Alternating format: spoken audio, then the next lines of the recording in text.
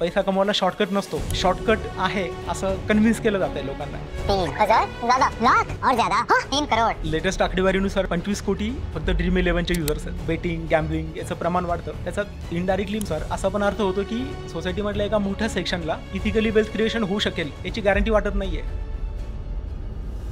धोनी असेल, रोहित शर्मा असेल, विराट कोहली असेल, सगळे लोक ह्या ॲप्सच्या ॲड्स करतायत. त्यामुळे हे नॉर्मलाइज होतं. म्हणजे पूर्वी जसं म्हटलं की मटका खेळणाऱ्या माणसाबद्दल समाजात घाण मानलं जायचं, पण आता आपण सगळे नॉर्मल झालेलो, ओके झालेलो. हे कशा पद्धतीने आपल्याला ब्रेन वॉशिंग केलं जातंय? बातमी येते की अमुक अमुकला 3 कोटी मिळाले, 4 कोटी मिळाले. ती बातमी म्हणजे ते फ्रॅक्शन 0.000 समथिंग % असतं फक्त. पण मग ते बघून आणखीन कोट्यावधी लोक आणखीन प्रेरित होतात आणि मग ते आणखीन जास्त बेटिंग करायला लागतात. मला लॉस झाला तर तो लॉस भरून काढण्यासाठी मी आणखीन ट्रेड करतो. गॅम्बलिंगमध्ये पण तेच होतं. 500 रुपये बुडाले ना, आता 500 रुपये कसे रिकवर करायचे त्याच्या मागं मी लागतो. मग ते करता करता आणखीन 400 बुडतात, आणखीन 100 बुडतात, मग 200 मिळतात, मग आणखीन 1000 बुडतात आणि ती चालू राहतं. ट्रेडिंगचे कोर्सेस, क्लासेस आलेले आहेत. तुम्हाला काही त्यातलं इन्व्हेस्टमेंटचं नॉलेज नसलं तरी तुम्ही आमचा एक 4 दिवसाचा कोर्स करा. त्यानंतर आम्ही तुम्हाला टेलिग्राम ग्रुपमध्ये ॲड करतो आणि तुम्ही खूप पैसे कमवू शकता. हे खरं आहे का? सेबीचा डेटा असं सांगतो की 93% ट्रेडर्स लॉसमध्ये आहेत. ॲव्हरेज लॉसची साईज लाखांमध्ये जाते. 2022, 23, 24 ह्या 3 वर्षांमध्ये भारतीय ट्रेडर्सने लूज केलेला पैसा, हरलेला पैसा 1.9 लाख करोडच्या आसपास काहीतरी आहे. तुम्ही ट्रेड केलं तर ब्रोकरला ब्रोकरेज मिळणार आहे, गव्हर्नमेंटला टॅक्सेस मिळणार आहेत, फायनान्शियल इन्फ्लुएन्सरचे कोर्सेस विकणार आहेत, यूट्यूबचे व्ह्यूज वाढणार आहेत. म्हणजे ह्या सगळ्या इकोसिस्टमला त्याचा फायदा होत राहणार आहे. भलेही तुम्हाला फायदा हो न हो राईट. बेंगलोरमधल्या एका टेकी 1.5 कोटीचं कर्ज झालं म्हणून आत्महत्या केली. ह्या लेवलच्या गोष्टी घडतायत आणि तरी त्याच्याबद्दल कोणी बोलत नाही. हे खूप सरप्रायझिंग आहे.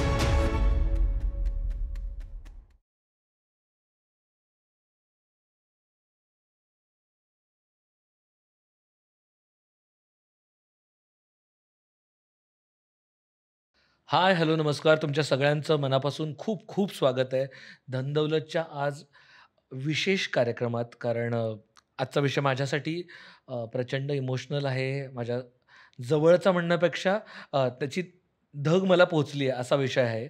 आणि मी गेले महिना, 1.5 महिना झालं ऑफिसमध्ये विचारलं तुम्ही तर लिटरली रोज या विषयावरती आम्ही काही ना काहीतरी मुद्द्यांवरती डिस्कस करतोय. असा महत्त्वाचा विषय आहे तो म्हणजे जे काय आपल्याला एक झटपट श्रीमंतीचा विळखा आपल्या भोवती तयार झालेला आहे. म्हणजे बेटिंग ॲप्स असतील, फॅन्टसी गेम्स असतील, ट्रेडिंग असेल किंवा ट्रेडिंगच्या टिप्स असतील, टेलिग्राम ग्रुप्स असतील, अशा वेगवेगळ्या पद्धतीने सगळ्या निसरड्या वाटा मार्केटने तयार केलेल्या आहेत आणि त्यांची इच्छा आहे की त्या निसरड्या वाटेवरून आपण आपटावं आणि दलदलीत रोज पडावं. कारण का त्या दलदलीचा फायदा त्यांना होणार आहे, त्यातून त्यांची फुलं उमगणार आहेत, आपली नाहीत. तर ह्या सगळ्या विषयावरती मी तुम्हाला जाणवत असेल की आज खूप जास्त बोलतो या विषयावरती, खूप इमोशनल बोलतोय. कारण का ज्या प्रमाणात आजूबाजूला गोष्टी घडत आहेत, आपण रोज वाचतोय की फॅन्टसी गेम्सच्या ॲप्सवरती जे अकाउंट्स आहेत ते 25 कोटीच्या आसपास तयार झालेले आहेत. जेवढे आपल्याकडे इन्शुर्ड लोकं नाही आहेत, जेवढे आपल्याकडे डीमॅट अकाउंट्स नाही आहेत, लोकांना आपल्या फ्युचरबद्दल भीती नाही आहे, लोकांना आपल्या आजच्या इन्व्हेस्टमेंटबद्दल भीती नाही आहे, पण लोकं गॅम्बलिंग करत आहेत, लोकं सट्टा खेळत आहेत. ह्या विषयावरती बोलायला आम्ही खूप दिवस तज्ज्ञ शोधत होतो. कोण असेल, कोण बोलू शकेल याच्यावरती. सो आज आम्हाला फायनली खूप छान गेस्ट मिळालेले आहेत. आपल्यासोबत अमोल साळे सर आहेत. सर, तुमचं खूप खूप स्वागत आहे. सर, गेली कित्येक वर्ष झालं इन्व्हेस्टमेंट या विषयावरती अभ्यासक आहेत, ते लिहितात. गेली 10-1 वर्ष झालं ते ह्याच्यावरती लिहित आलेले आहेत वेगवेगळ्या माध्यमांवरती आणि लोकांचं प्रबोधन करत आलेले आहेत. आणि ते स्वतः रिसर्च ओरिएंटेड गीक आहेत. त्याच्यामुळे आपल्याला अत्यंत डिटेलमध्ये काय घडतं या बाबतीत ह्या सगळ्याचा पर्स्पेक्टिव्ह मिळणार आहे. सर, तुमचं खूप खूप स्वागत आहे. आणि इट्स ओपन टू यू. पण मुळात हे काय आहे, गॅम्बलिंगची दलदल काय आहे, हे जर आपण थोडंसं विस्तृतपणे सांगू शकलो सुरुवातीला तर आपण एक एक टप्प्यावरती जाऊया पुढे. हो, सगळ्यात पहिलं म्हणजे की गॅम्बलिंग काही नवीन नाही आहे आपल्या सोसायटीसाठी, सगळ्या जगासाठी. गॅम्बलिंगचा ओल्डेस्ट उल्लेख, सगळ्यात जुना उल्लेख ऋग्वेदामध्ये पण आहे. ऋग्वेदामध्ये मी जे इंग्लिशमधून वाचलं तर गॅम्बलर्स हाईम्स म्हणून एक सेक्शन आहे. म्हणजे हाईम्स म्हणजे रुचा, जुगारी माणसाची रुचा असं नावाची एक खूप इंटरेस्टिंग पोएट्री आहे ऋग्वेदमध्ये. तर तो सांगतो की मी जुगार खेळल्यानंतर काय झालं माझं, म्हणजे जुगारामध्ये मी पैसे हरल्यानंतर माझ्या फॅमिलीवर काय इम्पॅक्ट झाला, माझ्या सोशल स्टेटसवर काय इम्पॅक्ट झाला, आणि मग नंतर माझ्या पॅरेंट्सला कसं सफर करावं लागलं, माझ्या बायकोला कसं सफर करावं लागलं, आज माझं स्वतःचं सेल्फ डिग्निटी कशी गेलेली आहे. म्हणजे तर त्यावर त्यांनी एक इंटरेस्टिंग रुचा लिहिलेली आहे. ती ऋग्वेदामध्ये म्हणजे इतक्या प्राचीन टेक्स्टमध्ये पण गॅम्बलिंगविषयी माहिती आहे. तर गॅम्बलिंग आपल्या सोसायटीचा पार्ट आहे खूप आधीपासून, पण आता तो प्रॉब्लेम एक्सप्लोर झालेला आहे का बिकॉज ऑफ हे जे ॲप्स येत आहेत इंटरनेटमुळं तो आता ॲम्प्लिफाय झालेला आहे. अगोदर असं असायचं की एखाद्या माणसाला जर गॅम्बलिंग करायचं आहे किंवा जुगार खेळायचा आहे तर तो कुठंतरी एखाद्या जुगाराच्या अड्ड्यावर जाऊन खेळायचा आणि सगळ्या गावाला माहिती व्हायचं की हा जुगारी आहे म्हणून. आता ते मोबाईलमध्ये असल्यामुळे अनॉनिमिटी आलेली आहे आणि कुणीही जुगार खेळायला लागलेलं आहे. म्हणजे तर आणि सोशली प्रत्येकाकडं अशा रिलेटेबल स्टोरीज आहेत आता की आपल्या आजूबाजूला की अमुक अमुकने गॅम्बलिंगमध्ये इतके पैसे बुडाले आणि मग त्याच्या फॅमिलीवर काय परिणाम झाला. तर हे एक सिरियस वाईड स्प्रेड प्रॉब्लेम सध्या आपल्या समाजाला लागलेली वाळवी आहे, आपण मगाशी बोललो तसं. गंमत अशी आहे की हे सगळे आपण त्याला एक खूप गोड नाव दिलंय, फॅन्टसी गेम्स म्हणतो आपण त्याला. आणि म्हणजे पूर्वी 3 पत्ती खेळणारा माणूस हा समाजात सुसंस्कृत नाही मानला जायचा, हां पण आता सगळे सुसंस्कृत लोक 3 पत्ती मोबाईलवरती खेळतात हां आणि ते ओके झालेलं आहे. त्याच्या ॲड्स पण अशा येतात की म्हणजे एक हे कसं कूल फीचर आहे आणि तू कसा स्मार्टेस्ट पर्सन आहेस हो आणि तू पोकर खेळतोस, याचा अर्थ तू स्मार्ट आहेस, हो हो असं कुठंतरी त्याला एक ग्लॅमराईज केलेलं आहे, त्याला हो नॉर्मलाइज केलेलं आहे. म्हणजे आपले सगळे जे आयकन्स आहेत, आपले सगळे आवडते प्लेयर्स आहेत, स्टार्स आहेत, म्हणजे धोनी असेल, रोहित शर्मा असेल, विराट कोहली असेल, सगळे लोक ह्या ॲप्सच्या ॲड्स करतायत. हो शाहरुख खान सारखे लोक पण ॲड्स करतायत. त्यामुळे हे नॉर्मलाइज होतं. म्हणजे हो पूर्वी जसं म्हणलं की मटका खेळणाऱ्या माणसाबद्दल समाजात घाण मानलं जायचं, हो त्याच्याबद्दल ते वाईट बोललं जायचं, त्याच्याशी बोलू नको, तो मटका खेळतो, ह्या झोनमध्ये त्याला पैसे देऊ नको, मटका खेळतो. पण आता आपण सगळे नॉर्मल झालेलो हो आहोत, ओके झालेलो आहोत. हे कशा पद्धतीने आपल्याला ब्रेन वॉशिंग केलं जात आहे या गेम्सबद्दल? सगळ्यात पहिलं म्हणजे की जे सेलिब्रिटी एन्डोर्समेंट चालतात, तर सेलिब्रिटी एन्डोर्समेंट जेव्हा होते की कुठला तरी तेंडुलकर सारखा माणूस त्याला एन्डोर्स करतो ह्या प्लॅटफॉर्मला, तर त्यावेळेस आपोआप सामान्य लोकांना वाटायला लागतं की हे कॉमन आहे, म्हणजे हे करण्यामध्ये काही चूक नाही आहे. आणि फक्त सेलिब्रिटी एन्डोर्समेंटच नाही तर इनडायरेक्टली पण खूप साऱ्या एन्डोर्समेंट चाललेल्या आहेत. म्हणजे मी माझ्या स्वतःच्या मुलाच्या केसमध्ये पण बघितलं, तर तो काहीतरी लहान मुलांचे व्हिडिओज बघतोय, किड्स ओनली कंटेंट तो कन्झ्युम करतो यूट्यूबवर, आणि त्या व्हिडिओमधला जो व्लॉगर आहे किंवा जे काही परफॉर्मर आहेत ते अचानक ड्रीम इलेव्हनचं मेन्शन करतायत, ते अचानक बेटिंग ॲप्स मेन्शन करतायत आणि ते लहान मुलांना सबकॉन्शियसली ते सांगतायत की दिस इज द वे, तू याच्यामधून पैसे कमवू शकतो, तुझा पॉकेट मनी येऊ शकतो, तुझी फरारी येऊ शकते. लहान मुलांच्या मनामध्ये ते सबकॉन्शियसली म्हणजे हे करतायत, त्यांना प्रोग्राम करताय एक प्रकारे. तर म्हणजे एक डेलिब्रेट केलेल्या ॲडव्हर्टाइजमेंट्स, आणि दुसरं म्हणजे इंटरनेटमुळं सेलिब्रिटी एन्डोर्समेंटनी केलेला इम्पॅक्ट, आणि इंटरनेटमुळं हे जे इन्फ्लुएन्सर्स आहेत ते पण इनडायरेक्ट त्याला प्रमोट करताय ह्या गोष्टींना. तर सोसायटीमध्ये त्याला एक काय म्हणतो आपण ॲप्रोप्रिएशन झालेलं आहे आता याचं बेटिंग आणि गॅम्बलिंगचं. आणि ॲट द सेम टाईम जे ट्रेडिंग, स्पेक्युलेटिव्ह ट्रेडिंग चालतं मार्केटमध्ये त्याच्याविषयी सुद्धा. म्हणजे आत्ता आपण जर IPL बघितलं तर IPL साधारणतः 45 दिवस घडतं आणि खूप साऱ्या मॅचेस होतात आणि ऑलमोस्ट दिवसातला मेन प्राईम टाईम 3 ते 4 तास वेळ बऱ्यापैकी भारतातले लोक आपण मॅच बघतो, सगळेच बघतो, मी बघतो, तुम्ही बघता, सगळेच बघतात. आणि त्या काळात ऑलमोस्ट येणाऱ्या ॲड्सपैकी 30 ते 40% ॲड्स ह्या बेटिंग ॲप्सच्या आहेत, हो ह्या ट्रेडिंग ॲप्सच्या आहेत. ह्या पद्धतीने होत आहे. ह्याचा व्हॉल्यूम काय आहे या इम्पॅक्टचा? म्हणजे किती लोक ह्या फॅन्टसी गेम्स खेळत आहेत, किती प्रमाणात उलाढाल होती आहे, हो आणि खरं तर हा कुठेतरी GDPचा लॉस आहे आपला, पण हे हो कशा पद्धतीने होत आहे? आता लेटेस्ट आकडेवारीनुसार मी असं वाचलं की 25 कोटी फक्त ड्रीम इलेव्हनचे युजर्स आहेत. म्हणजे भारताची लोकसंख्या गृहीत धरता 25 कोटी एका बेटिंग ॲप किंवा ह्या फॅन्टसी गेमचे जर युजर्स असतील तर ते सिरियस कन्सर्न येतो कुठल्याही एखाद्या सोसायटीसाठी. त्याचे खूप सारे सिरियस इम्प्लिकेशन्स आहेत. जेव्हा सोसायटीमध्ये बेटिंग, गॅम्बलिंग याचं प्रमाण वाढतं, त्याचा इनडायरेक्टली माझ्या मतानुसार असा पण अर्थ होतो की सोसायटीमधल्या एका मोठ्या सेक्शनला इथिकली वेल्थ क्रिएशन होऊ शकेल याची गॅरंटी वाटत नाही आहे. म्हणजे त्यांना हा एक शॉर्टकट वाटतो आहे त्यांना. सायकोलॉजी ऑफ मनी बुकमध्ये मॉर्गन हाऊसेलचा एक टॉपिक आहे, नो वन इज क्रेझी म्हणून. तर त्यामध्ये पण तो म्हणतो की लॉटरी घेतात लोक किंवा बेटिंग करतात, गॅम्बलिंग करतात, तर आपण त्यांना डेमोनाइज करतो किंवा एक त्यांच्याविषयी शेम तयार करतो. पण आपण त्यांच्या बाजूने जर विचार केला तर कदाचित त्यांच्यासाठी हा एक होप असतो शेवटचा, की कदाचित हे करून तरी माझ्याकडे पैसे येतील. कारण की मला माहिती आहे की माझं जे आता सध्या अर्निंग आहे ते पुरेसं नाही आहे एक चांगलं आयुष्य जगण्यासाठी, एका इकॉनॉमिक क्लासमधून अपवर्ड मोबिलिटी मिळवण्यासाठी. तर मी हे तरी करून पाहतो. दुसरी गोष्ट म्हणजे की लो एंट्री बॅरियर म्हणतात, की 10-20-30 रुपयांमध्ये तुम्ही हे करू शकता. त्याच्यासाठी खूप पैसे घालवायची गरज नाही आहे. सेकंड थिंग, डेटा स्वस्त झालेला आहे, इंटरनेट स्वस्त झालेलं आहे, त्यामुळं ते ॲक्सेसिबल झालेलं आहे प्रत्येकाला. आणि ॲनॉनिमिटी आलेली आहे, की मला आता जुगार हे करण्यासाठी मला अड्ड्यावर जायची गरज नाही आहे. आता मला तो ॲक्सेसिबल झालेला आहे. मी माझ्या ऑफिसमध्ये बसूनही एका टॅबवरती मी ते गॅम्बलिंग करतो आहे. तर सिरियस इम्प्लिकेशन्स आहेत आणि लोकांना कळत नाही आहे म्हणजे मोस्टली, की पैसा कमवायला शॉर्टकट नसतो. म्हणजे शॉर्टकट आहे असं कन्व्हिन्स केलं जातं आहे लोकांना, की ethical wealth creation is not the only way. हा पण शॉर्टकट आहे आणि यातून तू करोडपती होशील. आणि मग कुठंतरी एक बातमी येते की अमुकला 3 कोटी मिळाले, 4 कोटी मिळाले. ती बातमी म्हणजे ते फ्रॅक्शन 0.000 समथिंग% असतं फक्त. पण मग ते बघून आणखीन कोट्यावधी लोक आणखीन प्रेरित होतात आणि मग ते आणखीन जास्त वेटिंग करायला लागतात.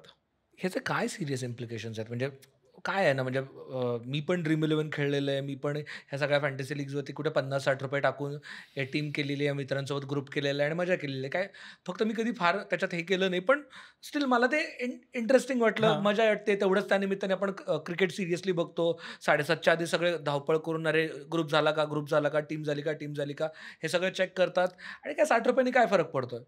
पण ह्याचे इम्प्लिकेशन्स काय आहेत? इम्प्लिकेशन खूप सिरियस आहेत. सगळ्यात पहिलं म्हणजे की हे हार्मलेस आहे असं आपल्याला वाटतं.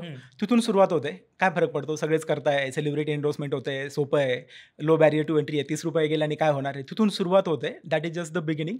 आणि हळूहळू तुम्हाला ॲडिक्शन सुरू होतं आणि मग तुम्ही वेगवेगळ्या, त्याला गॅम्बलर्स फॅलासी म्हणतात. की गॅम्बलर्स फॅलासी म्हणजे काय, की त्याला असं वाटत असतं की मी गॅम्बल करून मोठा होईल. त्याला असं वाटत असतं की एक लॉस जर झाला माझा, तर तो लॉस भरून काढण्यासाठी मी परत गॅम्बल करेल.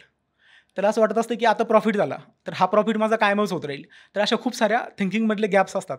म्हणजे मी एक रिलेटेबल माझ्याकडं उदाहरण आहे. म्हणजे मी त्यांचं नाव नाही सांगणार, पण माझा खूप जवळचा मित्र आहे. तर त्याचा भाऊ, लहाना भाऊ अनएम्प्लॉईड होता. शिक्षण पण जास्त झालेलं नव्हतं. हा माझा मित्राने त्याला मदत केली त्याचं स्वतःचं दुकान टाकण्यासाठी. एक मोबाईलचं दुकान टाकून दिलं हैदराबादमध्ये आणि तो खूप हुशार होता. म्हणजे त्याला मोबाईल रिपेअरिंगचं खूप चांगलं नॉलेज होतं. तो ॲपलचे प्रॉडक्ट्स रिपेअर करायचा आणि ॲपलचे प्रॉडक्ट रिपेअर करता येणं एक is kind of a high value skill. जास्त पैसे मिळतात. तर तो मित्र सांगत होता मला की 10 वर्षांपूर्वी त्याचं मंथली अर्निंग 5-6 लाख रुपये होतं. बापरे! म्हणजे कधी-कधी तो 1 कोटी रुपये पण कमवायचा एका वर्षातून. आणि हैदराबादमध्ये तो फेमस होता. म्हणजे लोकं त्याच्याकडे आयपॅड, आयफोन्स, ॲपलचे वेगवेगळे प्रॉडक्ट्स तो मदरबोर्ड लेव्हलला जाऊन पण रिपेअर वगैरे करायचा आणि खूप पैसे कमवायचा. तर इतकी अर्निंग आली. शिक्षण फक्त 8वी-9वी झालेलं. कुठला तरी हार्डवेअरचा कोर्स केल्यामुळे त्याला आणि ते हातात स्किल होतं. तर पैसे खूप आले. इथिकलीच होते पैसे. ते काही चुकीचं नव्हतं. पण त्याच्यानंतर त्याचा ओव्हर कॉन्फिडन्स आला, की आपण काहीतरी काही करू शकतो म्हणून. आणि मग ड्रीम 11 सुरू झालं. ड्रीम 11 बरोबर आणखीन वेगवेगळे बेटिंग सुरू झाल्या. नंतर मग मित्र तसे तयार झाले. तसं एक सोशल सर्कल तयार झालं. तोच माइंडसेट तयार झाला, गॅम्बलर्स माइंडसेट. आणि मग तो गोव्याला जायला लागला. हैदराबादवरून वीकेंडला तो गोव्याला फ्लाय करायचा. गोव्याच्या कसिनोमध्ये तिथे जाऊन गॅम्बलिंग करायचा. आणि मग ते गॅम्बलिंगमध्ये लॉस व्हायचा. पण इकडून कॅश फ्लो इतका तगडा होता, की त्याला असं वाटायचं की मी कितीही लॉस ॲब्झॉर्ब करू शकेल. पण अचानक लॉकडाऊन लागलं आणि लॉकडाऊनमध्ये त्याचा कॅश फ्लो बंद पडला. तर तो ॲक्च्युली डेट ट्रॅपमध्ये होता. म्हणजे लॉस जर झाला तर तो पैसे उचलत होता आणि ते पैसे उचलून लॉस मिटिगेट करत होता. नंतर पुन्हा अर्निंगमधून ते असं इकडची टोपी तिकडं, तिकडची तिकडं असं करत करत तो बराच पुढं गुंतलेला होता त्याच्यामध्ये. आणि एक इन्कमचा सोर्स बंद पडल्यामुळं तो डेट ट्रॅपमध्ये अडकला. डेट ट्रॅप म्हणजे काय? कर्जाचा विळखा. म्हणजे एक कर्ज फेडण्यासाठी तुम्ही दुसरं काढता, दुसरं फेडण्यासाठी तिसरं, चौथं, 5वं, पुन्हा 5वं फेडण्यासाठी परत पहिलं काढता. आणि एका लेवलला असं होतं की हे कर्ज फंड करण्याची तुमची कॅपॅबिलिटी संपून जाते. म्हणजे ह्या पहिल्यांदा तुम्ही सेकंडला फंड करत होता, सेकंडने थर्डला करत होता. ते करता येण्याची कॅपॅबिलिटी संपली. ते ह्या केसमध्ये लॉकडाऊनमध्ये त्याचं अर्निंग बंद झालं. ते बंद झाल्यानंतर तो पूर्ण अडकला त्याच्यामध्ये आणि मग त्याला पैसे देता येणं अवघड होत गेलं. आणि असं झालं की डेट ट्रॅप, क्लासिक केस होती डेट ट्रॅप आणि प्लस गॅम्बलिंगची, की त्यांनी फॅमिलीला मदत मागितली की मला वाचवा. म्हणजे मनी लेंडर, सावकार मला त्रास देत आहेत आणि मी आता अडकलेलो याच्यामध्ये. तर भावाला वाटलं, माझ्या मित्राला वाटलं की आपण याला मदत करू. तर तो मदत करत राहिला. असं करता करता त्यांनी 50 लाख रुपयेपर्यंत त्याला पैसे दिले. पण तो तरी मदत मागतच राहिला. मग एक दिवस फॅमिलीमध्ये डिस्कशन झालं की अरे बाबा नक्की किती कर्ज आहे. तर ते कर्जाचा आकडा त्यावेळेस 4 वर्षांपूर्वी 3.5 कोटी रुपयांचा होता. बापरे. आणि मग फॅमिली म्हटली की आम्ही नाही काही करू शकत, इतके पैसे तर कोणाकडेच नाही आहे, आम्ही इतके पैसे आम्ही स्वतःला जरी विकलो तरी नाही देऊ शकत पैसे. मग आता तो जो मुलगा आहे कर्जबाजारी तो अंडरग्राऊंड आहे, वेगवेगळे मनी लेंडर्स त्याला शोधतायत, फॅमिली पूर्णपणे डिस्ट्रॉईड आहे, म्हणजे कोणी कोणाशी बोलत नाही आहे, भावांशी बोलत नाही आहे, सावकार घरी येऊन यांना त्रास देतात, तोडफोड करतात, हे जर गावात दिसलं तर त्यांना धक्काबुक्की करतात. आता यांनी गाव सोडून हे इकडं पुण्यात हैदराबादमध्ये अशी इकडे तिकडे निघून गेलेले आहेत लोक. म्हणजे एक फॅमिली पूर्णपणे बरबाद झालेली आहे. त्या मुलाच्या आईला तर माहिती पण नाही आहे की हे काय चालू आहे, त्यांना कळतही नाही आहे की हे काय चालू आहे, मुलांनी नक्की काय केलं त्यांना सांगता पण येत नाही आणि समजतही नाही. तर ही एक रिप्रेझेंटेटिव्ह स्टोरी असू शकते, पण हे घराघरात नाही पण गावागावात घडतं आहे आणि खूप मोठ्या स्पॅनमध्ये अशा डिस्कशन्स, आकडा वेगवेगळा असू शकतो पण ह्या स्टोरीजचं प्रमाण खूप जास्त वाढलेलं आहे आपल्या आजूबाजूला. म्हणजे रिलेटेबल स्टोरीज आहेत. खूपच भयानक आहे. मी मागच्या वर्षी जेव्हा IPL चालू होतं तेव्हा मी ह्या Dream11 आणि ह्या सगळ्या गोष्टी जनरल टाईमपासमध्ये खेळत होतो आणि तेव्हा ना मला असं होतं की मला कळत नाही एवढं, म्हणजे मला क्रिकेट प्रचंड आवडतं पण मी त्यातला एवढा एक्सपर्ट नाही की बाबा ह्या पिचवरती कोणाचा बॉल जास्त स्विंग होईल वगैरे कळत नाही. म्हणून मी म्हटलं जस्ट मला सवय लागली की काही शोधायचं असलं तर पहिल्यांदा जाऊन यूट्यूबवरती जाऊन सर्च करायचं. आणि मी सर्च केलं तर देर आर ॲटलिस्ट 100 चॅनल्स जे तुम्हाला फॅन्टसी लीगमध्ये क्रिकेटची टीम कशी लावायची रोजचा मॅचच्या आधी 2 तास तुम्हाला ते सांगतात आणि ते तुम्हाला 10 टीम्स कशा लावायचं सांगतात. सो तुमची विनिंग प्रोबॅबिलिटी वाढते. म्हणजे गॅम्बलर्सचं ट्रेनिंग मिळतं तिथे लिटरली. आणि ते केल्यावरती मी एक 3-4 दिवस सिरियसली केलं. मी जेन्युइनली मी का सांगतोय कारण का हे किती मोठं दलदल आहे हे लक्षात मला थोडासा त्याचा अनुभव आल्यामुळे जाणवतं मला हे. ते मी केलं आणि मी 3-4 दिवस छान म्हणजे ₹100 लावून ₹500 ₹1000 जिंकले आणि 3-4 दिवस मला ऑलमोस्ट 4-1 हजार रुपये मिळाले. आणि मग मी थोडा कॉन्फिडन्स वाढला. मी ₹1000 लावले आणि गेले. म्हटलं ठीक आहे आत्ता गेले. दुसऱ्या दिवशी लावले. माझं झालं की मी आयुष्यातच पापभिरू माणूस असल्यामुळे म्हटलं नाही जेवढे कमवले तेवढे गेले ना बास, आता आपल्याला परत ह्याच्यात जायचं नाही. पण I know so many people माझ्या ओळखीत की जे हे रेग्युलरली खेळत आहेत. आणि परवाच एका इन्व्हेस्टमेंट ॲडवायझरसोबत आम्ही गप्पा मारत होतो. ते म्हटले माझा एक क्लायंट आला आणि तो म्हणाला की ते आपले लिक्विड फंडमधले मला पैसे विड्रॉ करायचे आहेत. आणि त्यांनी 3:30 वाजता फोन केला त्यांना दुपारी. ते म्हटले सर आता विंडो संपली, उद्या सकाळी करू शकतो. ते म्हटले नाही मला अर्जंटली 9 लाख रुपये विड्रॉ करायचे. ते म्हटलं काय झालं. तर ते म्हटले माझा मुलगा आहे 19 वर्षाचा, त्यांनी ते एवढे सगळे पैसे लावले आणि आता ते सकाळी त्यांनी कोलॅटरल लावलं त्याला. गेमिंगमध्ये नाही पण दुसऱ्या एका ट्रेडिंग याच्यात कोलॅटरल लावलं म्हणले आणि सकाळी 10:30च्या आत मला 9 लाख रुपये द्यायच्यात, नाही दिले तर माझं बॉन्ड्स विड्रॉ होतील. एवढी वाईट अवस्था तयार झालेली आहे. परवाच आपण ऑलमोस्ट जर तुम्ही सर्च केलं तर बेटिंग ॲप्समुळं किंवा ह्या फॅन्टसी गेमच्या ॲप्समुळं किती सुसाईड, ऑलमोस्ट एक सुसाईडची न्यूज एक दिवसाआड तरी येते आपल्याला. आणि ते दिसतं की बेंगलोरमधल्या एका टेकीनी 1.5 कोटीचं कर्ज झालं म्हणून आत्महत्या केली.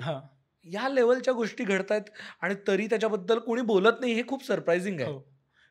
हो, ह्या चर्चा आता वाढल्या पाहिजे आपल्या म्हणजे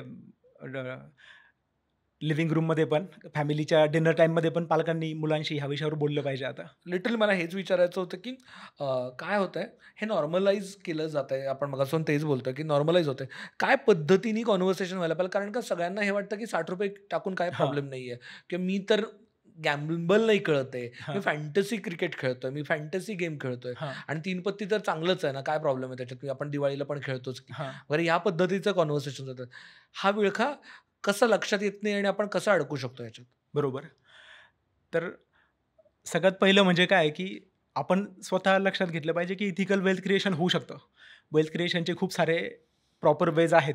म्हणजे मी जे मगाशी ऋग्वेदामधलं जे ऋचाविषयीचं जे सांगितलं तर त्याचं कन्क्लुजन त्यांनी असं केलेलं आहे की बाबा मी हे जुगार वगैरे आता खेळणं बंद करेल, मी माझ्या शेतीमध्ये जाऊन काम करेल, बैलां इतकंच कष्ट करेल आणि इथिकली जे काय मला मिळेल ते घेऊन मी माझं पोट भरेल. तर हे आपण लक्षात घेतलं पाहिजे की इथिकल वेल्थ क्रिएशन होऊ शकतं. वेल्थ क्रिएशनला शॉर्टकट्स नाही आहेत.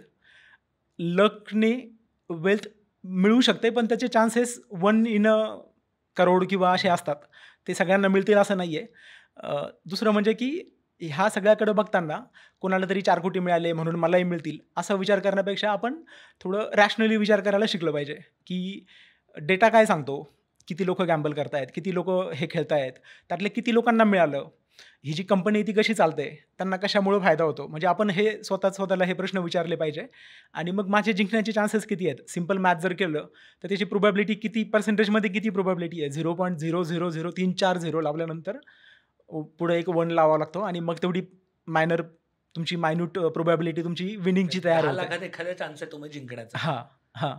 पण मग तितका वेळ जर तुम्ही त्याच्याऐवजी तुमच्या सेल्फ डेव्हलपमेंटला दिला, तुमच्या हेल्थकडे दिला किंवा तुमच्या बिझनेसवर, जॉबवर दिला, तर तुम्ही तिकडे जास्त प्रमोशन मिळवाल, तिकडे आणखीन कमाई कराल. तर हे लक्षात घ्यावं लागेल, की वेल्थ क्रिएशनला शॉर्टकट नाही आहेत, कष्टाला शॉर्टकट नाही आहे. हे आपण आपल्या मुलांना सांगताना किंवा एकमेकाशी बोलताना हे आपण पुन्हा ॲप्रोप्रिएशन हे केलं पाहिजे. इंडियन सोसायटीने कायम आपण त्याला श्रमप्रतिष्ठा जी होती आपल्या सोसायटीमध्ये, त्याला कायम श्रमाला कायम मूल्य होतं, की काम करणाऱ्या माणसाला कायम सोसायटीने रिस्पेक्ट केलेला आहे. तर ती तो सोशल कन्व्हेन्शन आपण पुन्हा आणण्याची गरज आहे, की कोणीतरी बसून एका कोपऱ्यामध्ये बसून त्याला वाटतंय की मी आता 2-3 काहीतरी क्लिक करून मी कोटीमध्ये कमवेल, तर त्यांना आपण डिमोनाइज करायला सुरुवात केलं पाहिजे. त्याच्यावर गिल्ट आणि शेम आपण म्हणजे इम्पोज केला पाहिजे असं मला वाटायला लागलेलं आहे आता. तर तेच की वेल्थ क्रिएशनला शॉर्टकट नाही आहे, हे आपण समजून घेतलं पाहिजे पहिलं. आणि म्हणजे बेटिंग ॲप हा एक प्रकार झाला, पण हां. आता त्याचा अजून एक सोफिस्टिकेटेड व्हर्जन आपल्याला आजूबाजूला दिसतंय.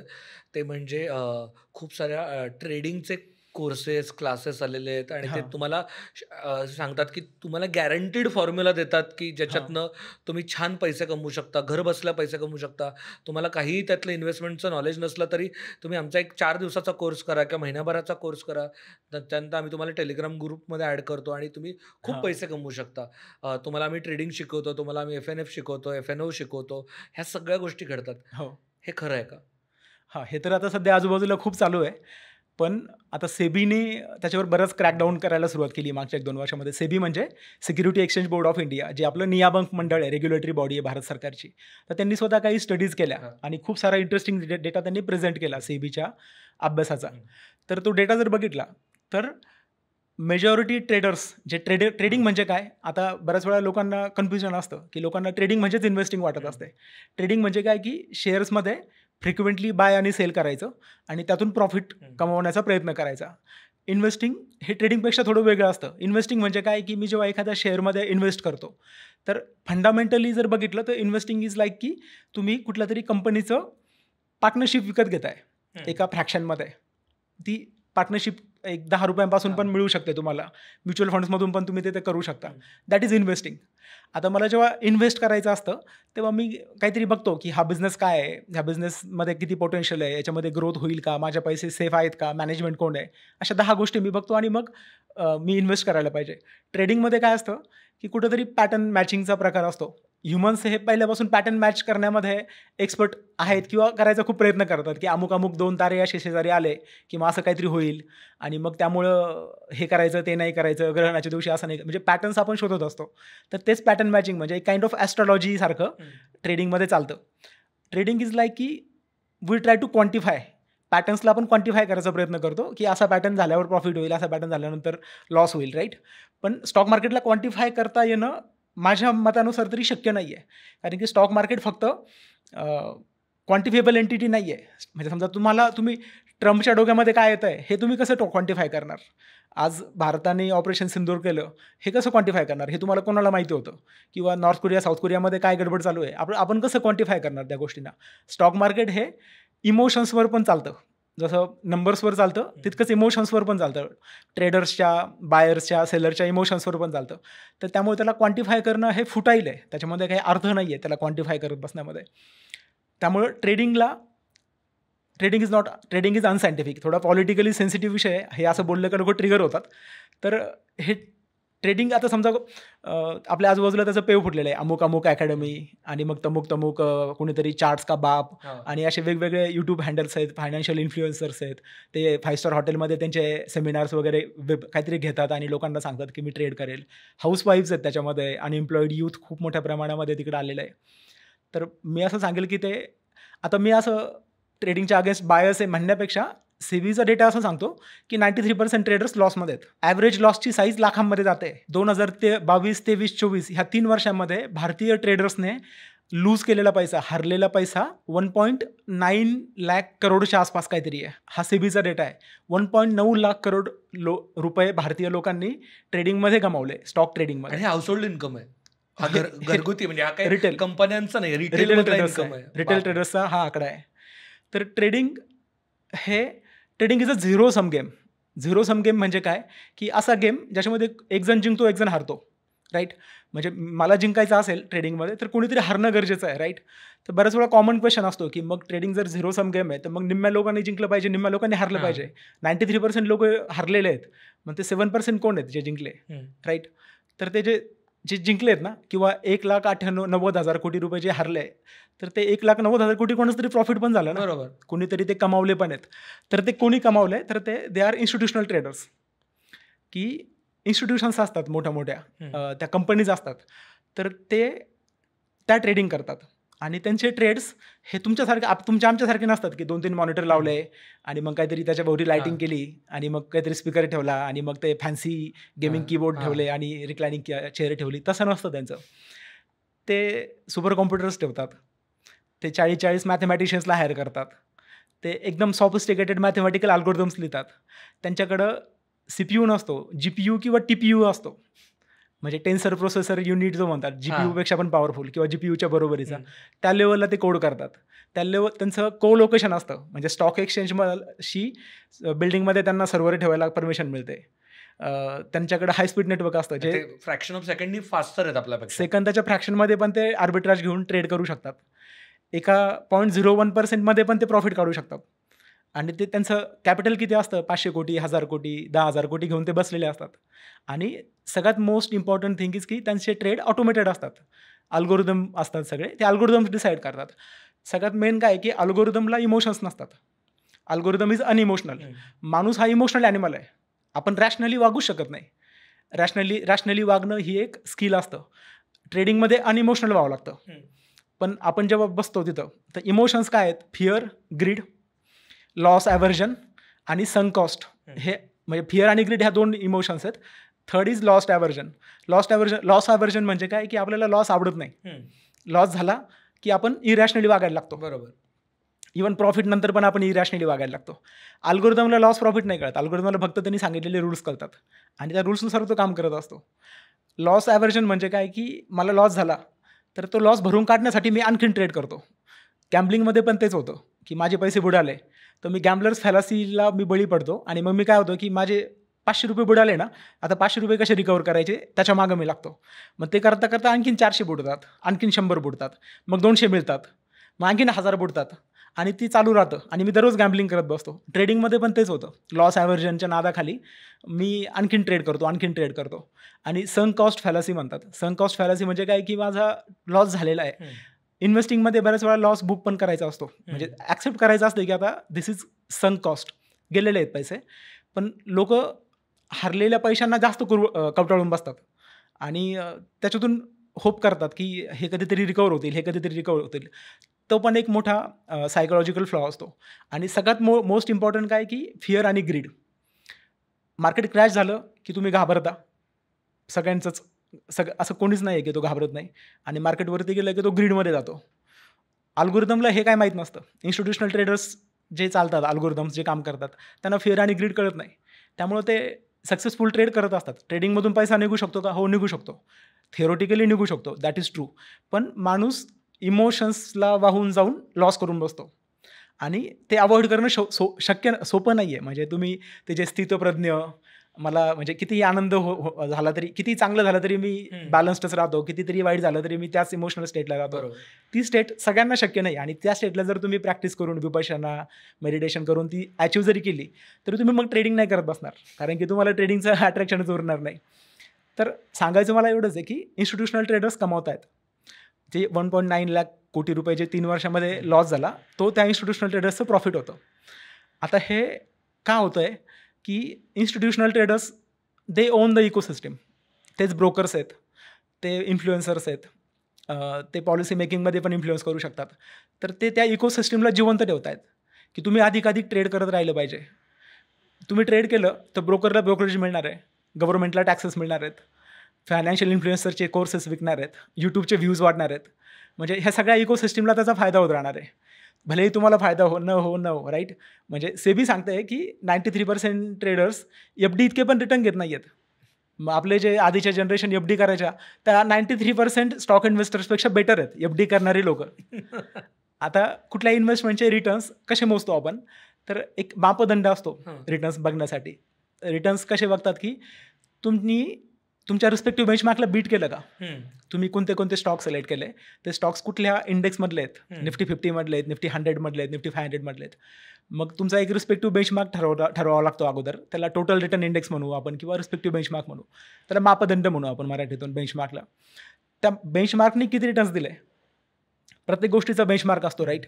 की जसं प्रोसेसरचे बेंचमार्क असतात, मला कारचं मॉडेल इव्हॅल्युएट करायचं आहे, मला कार घ्यायची आहे, 10 लाखांची आसपासची कार घ्यायची आहे, तर मी एक बेंचमार्क ठेवेल की त्या सेगमेंटमधल्या इतर कार कशा परफॉर्म करतात आणि त्यातल्या बेंचमार्कनुसार ही कार कशी परफॉर्म करते. मी आल्टोची कंपॅरिझन इनोव्हाशी नाही करणार, आल्टोचं कंपॅरिझन मी त्याच सेगमेंटमधल्या गाड्यांशी करेल. तसंच माझ्या पोर्टफोलिओचं बेंचमार्क काय आणि त्या बेंचमार्कनी कसं परफॉर्म केलं, माझ्या पोर्टफोलिओनी कसं केलं. बेंचमार्कपेक्षा जर मी जास्त परफॉर्म केलं असेल तर आय एम आउट परफॉर्मिंग, कमी केलं असेल तर मी अंडर परफॉर्म करतो आहे. This is true measure of your performance. तुम्ही तुमच्या स्टॉक इन्व्हेस्टिंगचा, म्युच्युअल फंड्सचा, सगळ्यांचा. जर 93% लोक FDलाच बीट करत नसतील तर ते इंडेक्सला कधी बीट करणार राईट. म्हणजे तुम्ही एक स्टुपिड इंडेक्स फंड जरी घेऊन ठेवला तरी तुम्ही 93-95% लोकांपेक्षा जास्त रिटर्न मिळवत आहे. बापरे, इतकं ॲज सिम्पल ॲज. आणि लोकांना सिम्पल फिलॉसॉफी समजत नाही. म्हणजे त्यांना जेव्हा मी सांगेल की नाही तू 4 मॉनिटर लाव, कुठलं तरी ट्रेडिंगचं हे क्वांटचं कुठलं तरी अल्गोरिदम हे सॉफ्टवेअर विकत घे, मग हे इतके तास दे, असं कर, हे इतकं कॉम्प्लेक्स आहे, असे मॅथमॅटिक्स आहे, असं आहे, मग ते त्यांना अट्रॅक्टिव्ह वाटायला लागतं. पण मी जर म्हटलं की एक प्लेन स्टुपिड एक साधा म्युच्युअल फंड घेऊन टाक, एक चांगला फंड मॅनेजर बघ. आपल्याकडं भारतामध्ये खूप चांगले फंड मॅनेजर्स आहेत. आणि बाय अँड होल्ड, तुझं जे प्रायमरी जो जॉब आहे त्याच्यावर फोकस कर, तुझ्या नोकरीत लक्ष दे, तुझ्या बिझनेसमध्ये लक्ष दे, फॅमिली हेल्थकडे लक्ष दे. कशाला ते 9 ते 3 त्या मॉनिटरसमोर बसतोय. आणि हे करूनही तुझे जिंकण्याचे चान्सेस किती आहे, तर 93% लॉसमध्ये आहेत. त्याच्यानंतर मग आणखीन 2-3% ॲड करून ते FDपेक्षा कमी रिटर्न मिळवत आहेत, जे काय प्रॉफिट मिळवत आहेत ते. आणि फ्रॅक्शनमध्ये लोक आहेत 0.000 समथिंग% जे ॲक्च्युली इंडेक्सला बीट करतायत रिटेलमध्ये. मग याच्यात पडायचंच कशाला. म्हणजे हे कशासाठी सांगतोय मी एवढी सगळी स्टोरी, तर आपण आपले डिसिजन्स डेटा कलेक्ट करून किंवा डेटा समजून घेऊन घेतले पाहिजे. ट्रेडिंगमध्ये पैसा होतो की नाही होतो याच्यापेक्षा ट्रेडिंगमध्ये किती लोकांना पैसा मिळाला, किती लोकांना ॲक्च्युली मनाची शांती मिळाली, इथिकली आणि ग्रेसफुली मिळाला, तो डेटा आधी समजून घ्या. सेबीचा रिपोर्ट 3 पानांचा आहे फक्त, तो वाचा आणि मग लक्षात येईल ना की काय ट्रेडिंगचं फॅक्ट्स काय आहेत. सर, पण तुम्ही जे म्हणता की इन्स्टिट्यूशनल इन्व्हेस्टर्सकडे अल्गोरिदम असतात आणि रिटेल इन्व्हेस्टरकडे नसतो तो, पण हे सगळे जे क्लासेसवाले आहेत, जे सगळे एस्पेशली ज्यामध्ये यूट्यूबवरती त्या पटेल मॅमच्या ॲड जायच्या, अशा त्या नाचत सांगायच्या की मॅम का फॉर्म्युला यूज किया तो 2 करोड का, मैं पहिले 5,000 कमाता था, अभी 2 करोड का ट्रेड ले रहा हूं डेली वगैरे, ह्या लेवलच्या गोष्टी बोलतात लोक. ते तर दिसतंय ना मग. हां, तर आता त्यांची जर एक्झाम्पल म्हणून बघितलं तर सेबीनी जेव्हा त्यांना इन्व्हेस्टिगेट केलं तर त्यांचं जे टोटल प्रॉफिट आहे ते काहीतरी 2-3 लाख रुपये होतं त्यांचं स्वतःचं वैयक्तिक, आणि ते पण लॉंग टर्म इन्व्हेस्टिंगमधून केलेलं होतं. बापरे. त्यांचे जेव्हा स्वतःचे अकाउंट्स जेव्हा इन्व्हेस्टिगेट केले.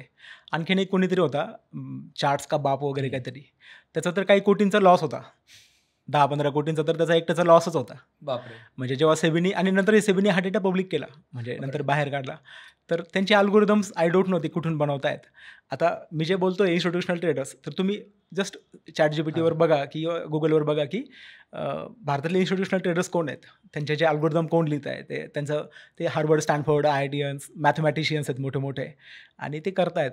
म्हणजे जगातलं सगळ्यात सक्सेसफुल ट्रेडर कोण होतं आहे. म्हणजे आता मी हा असं सर्वे करताना विचारतो लोकांना, तर मी सांगेल की समजा भारतातलं सांगा तुम्ही, की भारतातले जे स्टॉक मार्केटमधून श्रीमंत जे झालेले आहेत त्यांचे नावं सांगा, तर तुम्ही 1, 2, 3, 4, 5, 10 नावं असे याल. पण मग ट्रेडिंगमधून किती लोक श्रीमंत झाले, ट्रेडिंगमधून किती बिलियनियर झाले भारतात? माझ्या माहितीत तरी कोणी नाही आहे. जे काय झाले ते व्हॅल्यू इन्व्हेस्टिंगमधूनच झालेले आहेत. राकेश झुंझुनवाला FNO आणि ह्याच्या फ्युचर्समधनं नाही. करेक्ट. त्यांचं सगळ्यात मोठं सक्सेसफुल टायटन होतं, हा. ज्याला 20-21% CAGR over the period of 20-25 वर्ष मिळाला, आणि त्यांचं इनिशियल कॅपिटल 80s-70s कोटींमध्ये होतं. ते कंपाऊंड होत होत ते नंतर 20-30 वर्षामध्ये सिग्निफिकंट झालं. इव्हन आणखीन पण काही जे काही तुम्हाला वाटतात ना रेप्युटेड हे लोक आहेत की यांचे क्लासेस चालतात, आपण नाव घेत बसण्यापेक्षा व्ह्युअर्सनीच जाऊन त्यांचे सेबीचे इन्व्हेस्टिगेशनचे रिपोर्ट्स बघावेत. पुण्यामधले पण काही नावं आहेत आणि काही मुंबईमधले इतर ठिकाणचे पण नावं आहेत. मराठी ट्रेडिंग अकॅडमी फेमस आहे, आपल्याला सगळ्यांना माहिती आहे, त्यांच्यावरती चालूच आहे इन्व्हेस्टिगेशन. लिटरली आपण जमलं तर मला त्याची लिंक द्या, मी ही डेफिनेटली आपल्या कॉमेंट्समध्ये टाकून देईन की हे सगळे जे सेबीचे रिपोर्ट्स इन्व्हेस्टिगेशन चालू आहेत ह्या ट्रेडर्सच्या बरोबर ते. कारण सर काय होतं माहिती आहे का, या ट्रेडिंग क्लासेसच्या ह्याच्यात ना ते म्हणतात की नाही आपण फंडामेंटल्सवरती खेळणार आहोत, आपण टेक्निकल्सवरती खेळणार आहोत, आपण जायचंच नाही त्याच्या बाहेर, आम्ही तुम्हाला इथे असं बांधून देणार आहोत, त्याच्या बाहेर जायचंच नाही, आपण घ्यायचंच नाही, आपण खूप सोफिस्टिकेटेड वेनी खेळणार आहोत, त्याच्यामुळे ते होणारच आहे प्रॉफिट, जास्त जायचंच नाही, हळूहळूच करायचं आहे, आणि आपण सगळं ग्रुपमध्ये करणार आहोत, आम्ही तुम्हाला टेलिग्रामवरती रोज सकाळी टिप देत जाऊ. ह्या सगळ्या गोष्टी होतात आणि दिसतात, मित्राचे कुठेतरी स्क्रीनशॉट आलेले दिसतात की मित्राने एवढे कमवले, ते स्वतःचा पोर्टफोलिओ लाईव्ह दाखवतात की आम्ही 2-2 कोटीचा ट्रेड घेतला आणि एवढे पैसे कमवले वगैरे, असं काहीतरी दाखवत असतात. मग हे कसं असतं? तर हे स्क्रीनशॉटचं तर खूप मोठा फेनोमेनन सध्या आलेला आहे मागच्या काही वर्षांपासून. चार्ली मंगरचा एक फेमस कोट आहे की जग हे एनव्हीवर चालतं, की म्हणजे जिलसीवर चालतं जग हे ॲस्पिरेशनवर नाही चालत. म्हणजे मला काहीतरी करायचं आहे, मला काहीतरी मोठं व्हायचं आहे, मला काहीतरी मोठी कार घ्यायचं आहे, मोठं घर घ्यायचं आहे, किंवा जे काही आहे माझे ॲस्पिरेशन, तर मोस्टली हे कोणाशी तरी लिंक्ड असतात की अमुककडं अशी कार आहे ना, मग मला त्याचं एक नेक्स्ट मॉडेल घ्यायचं आहे, त्याचं घर किती 1000 स्क्वेअर फीटचं आहे ना, मला 1300 स्क्वेअर फीटचं घ्यायचं आहे. तर एनव्हीवर चालतं आणि सोशल मीडियाने एनव्ही अशी ट्रिगर करून टाकलेली आहे, ॲम्प्लिफाय करून टाकलेली आहे लोकांच्या डोक्यामध्ये. आणि त्यामुळे होतं काय की लोक दुसऱ्यांच्या मनात एनव्ही तयार, म्हणजे सबकॉन्शियसली ते होतं, तर फक्त ते फोटो टाकतात, त्यांच्या स्वतःचे लाईफचं ब्राईट साईड प्रोजेक्ट करतात. ट्रेडिंगमध्ये एक्झॅक्टली सेम होतं की ट्रेडर जेव्हा स्क्रीनशॉट टाकतात तर ते फक्त प्रॉफिटचे स्क्रीनशॉट टाकतात, ते लॉसचे स्क्रीनशॉट नाही टाकत. आणि मी तर म्हणतो की तू प्रॉफिटचे पण नको टाकू, लॉसचे नको टाकू, तुझं इयरली गेन्स किती झाले ॲन्युअल त्याचे स्क्रीनशॉट दाखव. एंड रिझल्ट काय तुझा, रिटर्न्स किती आहेत. म्हणजे मी FD केली तर मला 7-8% मिळत आहे, मी एक सिम्पल सेन्सिबल म्युच्युअल फंड घेतला तर मला 12-14% CAGR मिळतो आहे ॲव्हरेज भारतामध्ये आज सध्या. तर दॅट इज माय CAGR. किंवा एक म्युच्युअल फंडमधून किंवा एक सेन्सिबल स्टॉक इन्व्हेस्टिंग केली तरी 12-14% दर शेकडा मिळवणं अवघड नाही आहे. तर व्हॉट इज युअर CAGR? तर तो मी जेव्हा असं सर्वे करतो, म्हणजे इंडिव्हिज्युअल लोकांना विचारतो, ट्रेडर्सला खास करून, तर त्यांना तो माहितीच नसतो. म्हणजे ते अज्ञान पण आहे त्याच्यामध्ये, म्हणजे ते एक न्यूमरिकल अज्ञान आहे, गणिताचंच अज्ञान आहे एक प्रकारे, की पहिलं तर CAGR म्हणजे काय बऱ्याच हेच माहिती नाही खूप लोकांना, पण ते ट्रेड करतायत. आणि मागच्या 1 वर्षामध्ये माझ्या ट्रेडचे लॉसेस आणि प्रॉफिटचं ॲग्रिगेट नेट CAGR किती झाला, लॉसेस आणि प्रॉफिट दोन्ही मिळून, तर तोच माहिती नाही लोकांना. ट्रेडिंग प्लॅटफॉर्म ते दाखवू शकतात पण ते दाखवत नाही अर्थात. हो, कारण की ते जर ते दाखवायला लागलं ते, तर मग लोकांना कळेल की अरे काही नाही मिळालेलं मला, FD इतके पण नाही मिळाले, मग मी कशाला हे ट्रेड करू. आणि लोक तरी हे ते करत राहतात. पहिलं म्हणजे की हे अज्ञान आहे की त्यांना स्वतःलाच माहिती नाही की किती CAGR झाला माझा. फक्त पॉझिटिव्ह साईड प्रोजेक्ट करायचा प्रयत्न केला जातो आणि तेच म्हणजे गॅम्बलिंगच्या स्टाईलनी होतं की गॅम्बलर्स पॅरासिस खूप साऱ्या येतात त्याच्यामध्ये. आणि त्याचबरोबर हे एक दिसतं आपल्याला की हे तरी आपण बेसिक ट्रेडिंगबद्दल बोललो. बरेच जण त्याच्यापेक्षा एक अजून थोडासा डीपर आणि अवघड पार्ट करतात, ते म्हणजे फ्युचर्स अँड ऑप्शन्स. त्या बाबतीत तर भयानक किस्से ऐकलेत मी की लोकांच्या कोट्यावधीचा लॉस झालाय. ते एक्झॅक्टली काय असतं आणि त्याच्याबद्दल तर खूप जण सांगतात की अरे नाही, आपण थोडक्यातच खेळायचं, व्यवस्थित काही होत नाही. त्याबद्दल काय सांगू शकाल? तर फ्युचर अँड ऑप्शनचं मी काही डेटा म्हणजे सेबीच्या रिपोर्टमधून आणलेला आहे. Between financial year 2022 to 2023 more than 10 million 1 crore Indians tried their luck with F&O trading. 1 crore लोकांनी F&O केलं. About 93% of this traders made an average loss of 2 lakh each. 93% traders F&O करणारे लॉसमध्ये आहेत आणि average loss 2 lakh per trader आहे. बापरे. आता म्हणजे F&O चांगलं वाईट हे मी बायस, लोक कोणी म्हणेल ना की हा बायस्ड आहे ट्रेडिंगच्या अगेन्स्ट, पण डेटा काय सांगतोय ते तर बघू आपण. 93% ज्यात फेल होतात तो कसं काही, तो काम मी कशाला करू. मला जर कोणतरी सांगितलं की अमुक गोष्ट आहे त्यात तुझे मरण्याचे चान्सेस 93 आहेत, 93% आहेत आणि जिवंत राहण्याचे चान्सेस 7% आहेत, तू करशील का? मी कशाला करू ना, मी 1% जरी असला तरी मी कशाला करू अशा गोष्टी. ते आणि त्याच्यावरती लोक हे आर्ग्यू करूच शकतात ना, की बाबा UPSCचा रिझल्ट पण 1% 2% असतो. CA फायनलचा रिझल्ट पण 2-3% असतो. पण त्याच्यात एक सायंटिफिक वे आहे ना CA पास हो. करायचा. तसा याच्यात सायंटिफिक वे सामान्य माणसासाठी नाहीच आहे. नाहीये.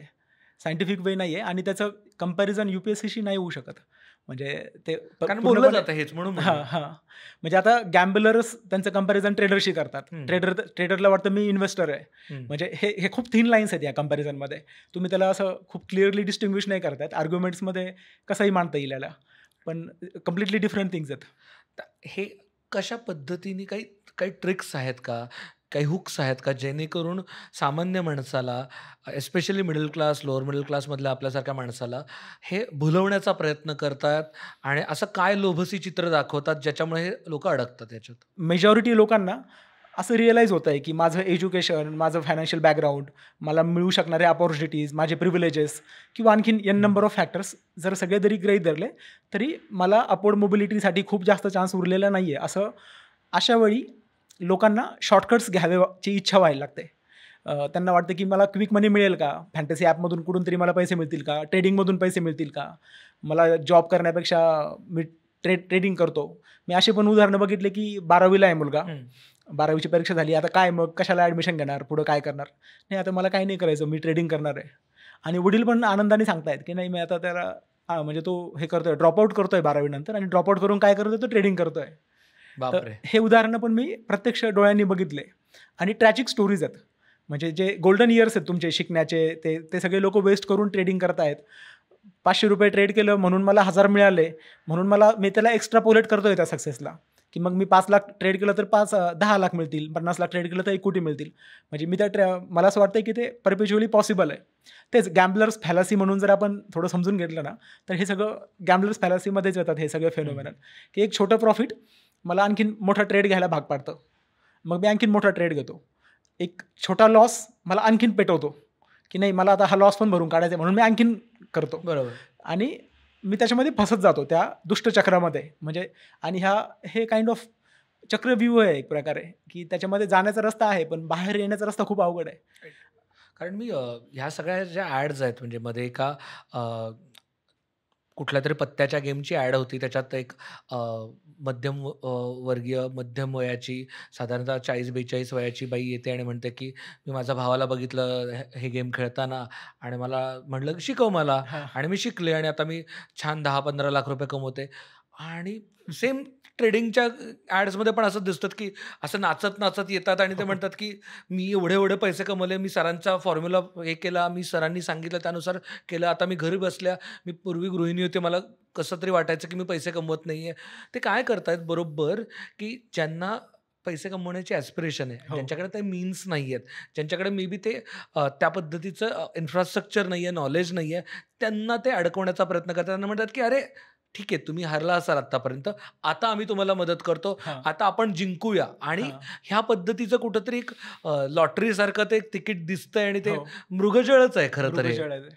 आणि पण हे किती भयानक आहे की त्यांच्या आपल्या इमोशन्सवरती त्यांना माहिती आहे की बाबा फॉर एक्झाम्पल शार्दूल कदमला त्याचा इगो हेच सांगितलं की हर्ट होतो आणि त्याला हे करायचं आहे. सो त्याच्यानुसार ॲड्स डिझाईन केल्या जातात आणि हो. त्याच्यानुसार मला म्हणजे जसं फिशिंग केलं जातं की काय म्हणतात समुद्रामध्ये किंवा आपण नदीमध्ये जेव्हा हुक टाकतो त्याला एक काहीतरी छोटासा मांसाचा तुकडा टाकला जातो आणि बरोबर मांसाचा तुकडा दिसला की मासा तो खायला जातो आणि तो खायला गेला की त्या हुकमध्ये अडकला जातो आणि तो बाहेर गेला. एक्झॅक्टली सेम हे लोक करतात तसं आपल्यासोबत. होतंय. तर सगळ्यात पहिलं काय होतंय की आता परवा काहीतरी न्यूज आली हां. की अमुक मुलाला ₹39 लावले आणि त्याला 4 कोटीचं प्राइज मिळालं. तर अशा न्यूज ॲम्प्लिफाय केल्या जातात डेलिबरेटली, की जिंकण्याच्या ज्या न्यूज आहेत त्या खूप ॲम्प्लिफाय केल्या जातात. पण अशा पण काही न्यूज येत आहेत मागच्या काही दिवसांपासून की अमुकने इतके लाख गमावले. त्या न्यूज ॲम्प्लिफाय केलेल्या नाही आहेत तसं बघितलं तर. तर हे एक म्हणजे हे पण मार्केटिंगचा प्रकार आहे, राईट? तर Literally म्हणजे आता तुम्ही म्हणालात ते बरं झालं. सॉरी मी कट करतोय. पण ह्या ॲड्स दिसतात, रेग्युलरली दिसतात की ह्यांनी कुठल्याही न्यूज आर्टिकलच्या खाली बघायला गेलं तर ही ॲड दिसत असते की ₹50 टाकले आणि कोटी रुपये कमवले. हां. रिक्षावाला होता त्यांनी 3 कोटी कमवले. इव्हन मॅचच्या मध्ये दाखवतात ते हां. की ह्यांनी 3 कोटी कमवले. रोज कोणीतरी दाखवतात वेगळा बरोबर. आणि तो साधारणतः ग्रामीण भागातला, गरीब घरातला, वर्किंग क्लासमधलाच मुलगा किंवा बाई असेल हे दाखवतात, मेक शुअर Right. करतात. पण ह्याच्या ज्या काही म्हणजे मध्ये तत्व न्यूजवरती मी ॲड वाचली होती की डेली एक सुसाईड होते या कारणामुळे, पण ती न्यूज आली आणि परत कुठेच दिसली नाही. करेक्ट. अशा न्यूज बरोबर दाबल्या जातात. राईट. हो. तर तेच की इकोसिस्टीमला म्हणजे आता जे इकोसिस्टीम आहे फायनान्समधली, ती इकोसिस्टीम बरीचशी याच्यावर प्रे करते. म्हणजे ह्या फिशिंगवरच ती जगते. म्हणजे सिम्पल काय आहे की असं म्हणतं की हाऊस ऑलवेज विन्स, इंग्लिशमध्ये म्हणतात. हाऊस म्हणजे काय की जिथं ते चालतं गॅम्बलिंग, त्या जो कट्टा आहे, तो जो जुगारचा जो अड्डा आहे, तो कायम जिंकत असतो, तो कधी हरत नाही. बरोबर. आणि त्याला हाऊस एज पण म्हणतात, की हाऊसकडे एज असतात काही, की एक वर चष्मा असतो किंवा त्यांचा एक वर हात असतो कायम, की त्यांना कधी लॉस नाही होत. तसं ब्रोकरेज पण एक हाऊसच आहे. तसं बघितलं तर ब्रोकर्स पण एक हाऊस आहेत. म्हणजे काय की इंटेलिजंट इन्व्हेस्टर एक बुक आहे खूप फेमस, खूप लोक ते वाचतात, बेंजामिन फ्रँकलिन. तर त्याच्यामध्ये असं एक मेन्शन केलेलं आहे त्यांनी की जेव्हा फ्लोअरवर ट्रेडिंग चालायचं, जेव्हा डीमॅट अकाउंट्स तितके पॉप्युलर नव्हते, न्यूयॉर्क स्टॉक एक्सचेंजचा एक किस्सा सांगितलेला आहे की ट्रेडिंग आवर्स संपले. ते मूवीजमध्ये बघितलं असेल की त्यांच्या फ्लोअरवर खूप धिंगाणा चालायचा, आरडाओरडा चालायचा, फोनवर लोक बोलत असायचे आणि एकदम नॉइझी एन्व्हायरमेंट असायचं. ट्रेडिंग क्लोजिंग बेल झाली की सगळे आपापल्या केबिनमध्ये जायचे आणि काही जे आहे तिथे जागेवर उभे राहायचे आणि ते टाळ्या वाजवायचे जोरजोरात, सगळे क्लॅप करायचे ब्रोकर्स. तर त्याला एक सिम्बॉलिक मिनिंग होता. त्याचा अर्थ असा होता की ब्रोकरचा जो धंदा असतो तो काय असतो, काही झालं तरी ब्रोकरला पैसा मिळतो. त्याला एक टर्म वापरतात की म्हणजे आपण जे टॉस करतो, टॉसमध्ये छापा आणि काटा असतो. छापा पडला तर मी जिंकलो, काटा पडला तर तू हारला. Heads I win, tails you lose. Right. ब्रोकरचा धंदा तसा असतो की मार्केट कुठेही जाऊ, ब्रोकरला पैसे मिळत असतात. मार्केटवरती गेलं तरी लोक ट्रेड करतात, मार्केट क्रॅश झालं तरी ट्रेडच करणार आहेत. ब्रोकरला ट्रेडिंगवर कमिशन असतं. त्याचं कमिशन चालू राहिलं पाहिजे आणि लोकांनी जास्तीत जास्त ट्रेड करावं म्हणून ब्रोकर्स ट्रिक करतात की लोकांना एनकरेज करतात तुम्ही ट्रेड करावं म्हणून. कारण की मी लॉंग टर्म एखादा कोणीतरी लॉंग टर्म इन्व्हेस्टर आहे, तो एकदा कोणी शेअर घेतला, त्यांनी 20 वर्ष 30 वर्ष अक्रॉस जनरेशन तो होल्ड केला, तर ब्रोकरला काय फायदा आहे ना. बरोबर. पण मी जर दिवसातून 100 ट्रेड घेत असेल तर मी दिवसातून 100 ब्रोकरेज तयार करतोय ब्रोकरसाठी. ॲट द सेम टाईम मी गव्हर्नमेंटला पण 100 वेळा स्टॅम्प ड्युटी देतोय, त्याच्यावर GST देतोय, आणखीन सिक्युरिटी ट्रान्झॅक्शन टॅक्सेस देतोय, वेगवेगळे कॉस्ट मी म्हणजे त्या इकॉनॉमीला मी बूस्ट करतोय एक प्रकारे. तर ती इकॉनॉमीच्या हे फेवरमध्ये आहे की तुम्ही जास्तीत जास्त ट्रेड करत राहावं. आणि इन द सेम मॅनर जसं हाऊस ऑलवेज विन्स, तसं हे गॅम्बलिंगमध्ये पण तेच आहे की हे जे प्लॅटफॉर्म्स आहेत हे इतके मोठे झालेले आहेत आणि त्यांच्याकडं आता मार्केटिंगसाठी खूप सॉफिस्टिकेटेड टीम्स आहेत. म्हणजे त्यांची मार्केटिंग आता साधीसुधी राहिलेली नाही आहे की मी जसं मागाशी म्हटलो की यूट्यूब तुम्ही कुठंतरी एकदम हार्मलेस कुठंतरी व्हिडिओ बघत असता, लहान मुलांचा कुठला तरी व्हिडिओ असतो, फॅमिलीचा ब्लॉग असतो काहीतरी, आणि अचानक ती फॅमिली ड्रीम 11 विषयी बोलायला लागते, पॉझिटिव्ह बोलायला लागते. तर अशा पद्धतीची पण मार्केटिंग चालू आहे आणि ती लहान मुलांच्या सबकॉन्शियसमध्ये पण ते हे करतायत. जो मुलगा आज 10 वर्षांचा आहे तो अजून 15-16 वर्षांचा होणार आहे खूप लवकर, तर तो पण गॅम्बलिंग करतोय, त्याला पण ड्रीम 11 माहिती आहे. तर मार्केटिंग खूप सॉफिस्टिकेटेड झालेली आहे. म्हणजे ती आपल्या कल्पनेच्या पलीकडे गेलेलं आहे ते सगळं. फक्त आपण इंडिव्हिज्युअल लेवलला जे आपले भारताचे जे कल्चर आहे, बेसिक प्रिन्सिपल आहेत आपल्या आईवडिलांच्या पिढीने किंवा आपल्या आधीच्या पिढ्यांनी पण ते जपले की म्हणजे श्रमप्रतिष्ठा जे आहे की श्रम करण्याला पर्याय नाही आहे, काम तर करावंच लागेल, काम न करता पैसे मिळणार नाही आहेत. दुसरं म्हणजे की शॉर्टकट नाही आहेत. हे मूल्य जरी आपण समजून घेतले किंवा ते प्रोपोगेट केले तरी बराचसा इम्पॅक्ट होऊ शकतो. आणि सर ह्या ट्रेडिंग आणि ह्या सगळ्याचा हेल्थवरती किती परिणाम होतो? कारण बऱ्याचदा हे दिसतं की हे sounds like a very serious profession आणि हे खूप टॅक्सिंग आहे. तुम्ही सतत त्याचा विचार करता, तुम्ही पूर्ण 9 ते 3:30 असं तुम्ही असे असता, तर ह्याचं सतत टेन्शन येत असेल ना? मी काही रिसर्च पेपर्स वाचले तर त्यांचं असं म्हणणं आहे की जे फ्रिक्वेंट जे ट्रेडिंग करतात, जे हाय व्हॉल्यूम ट्रेडिंग करतात किंवा हाय फ्रिक्वेन्सी ट्रेडिंग करतात, त्यांच्या ब्लड प्रेशरमध्ये खूप फ्रिक्वेंट राईज अँड म्हणजे फ्रिक्वेंट चेंजेस होतात त्यांच्या ब्लड प्रेशरमध्ये. आणि त्यांच्यामध्ये आता म्हणजे जास्त प्रमाण वाढलेलं आहे hypertension, heart related issues, stress related issues, sleep disorders, रिलेशनशिप्समधल्या ज्या इश्यूज आहेत त्याच्याविषयी पण खूप सारे म्हणजे त्याच्यामध्ये प्रमाण वाढलेलं आहे असं डेटा सांगतोय. खूप सारे पाहिजे तर आपण ते नंतर म्हणजे शो नोट्समध्ये वगैरे त्याचा लिंक पण देऊ शकतो रिसर्च पेपरची. तर हे डेटा आहे असा. आणि इवन काउन्सिलर्सकडे जाणारे, थेरपी घेणारे, त्यांच्यामध्ये पण ट्रेडर्स किंवा फ्रिक्वेंट ट्रेडिंग करणाऱ्या लोकांचं प्रमाण वाढलेलं आहे. म्हणजे मेंटल हेल्थचे पण इश्यूज तयार होत आहे असं रिसर्च सांगतोय. खूप सारे रिसर्च असं सांगतायत. आम्ही मध्ये एका डिॲडिक्शन सेंटरच्या हेडसोबत बोलत होतो. त्या मॅम म्हणाल्या की आता आम्ही एक वेगळा सेक्शन चालू केलं आहे ज्याच्यात ट्रेडिंगचं ॲडिक्शन लागले त्यांना आम्ही आता हेल्प करतोय. ह्या लेवलचं ते वाढलेलं आहे. म्हणजे 10 वर्षापूर्वी गेमिंग ॲडिक्शन आणि गॅमलिंग ॲडिक्शनचे सेंटर आले होते, डी ॲडिक्शनचे. आता ट्रेडिंगसाठी पण डी ॲडिक्शन कन्सिडर करतायत खूप साऱ्या रिप्युटेड निमहम्समध्ये आणि बऱ्याचशा रिप्युटेड सेंटर्समध्ये. गव्हर्नमेंट पण पॉलिसी करायचा प्रयत्न करतायत अशी. बऱ्याच माझ्या मित्रांमध्ये पण मी हे ऐकतोय की त्या फॅमिलीजमध्ये ह्याच्यामुळे इश्यूज होत आहेत. बरेच पुरुष असतील, स्त्रिया असतील म्हणतात की आता मला ह्या जॉबमध्ये खूप स्ट्रेस होतोय, हे मी स्ट्रेस सोडून देतोय, काही होत नाही याच्यातनं, मी side by side share market करून पण मला छान पैसे मिळतात, मी फुल टाईम तेच करणार आहे.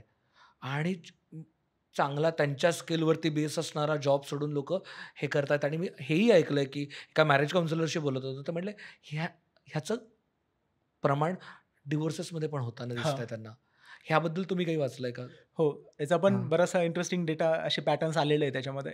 तर झिरोदाचे नितीन कामत जे आहेत फाउंडर, त्यांनी पण मागं सेम गोष्ट ट्विट केली होती की फुल टाईम ट्रेडिंग करण्यासाठी जॉब सोडणाऱ्यांचं प्रमाण, इव्हन ड्रॉपआउट होणाऱ्यांचं प्रमाण पण एक सिग्निफिकंट आहे. त्याचा माझ्याकडे क्रेडिबल नंबर नाही आहे किती आहे नक्की, पण एक सिग्निफिकंट लोक तसं करतायत. म्हणजे असं ऐकून पण आहे त्याच्यामध्ये. तर खूप डेंजरस आहे ते ॲज अ करिअर डिसिजन म्हणून. तर ते खूप खूप जास्त रिस्की वाटतं मला.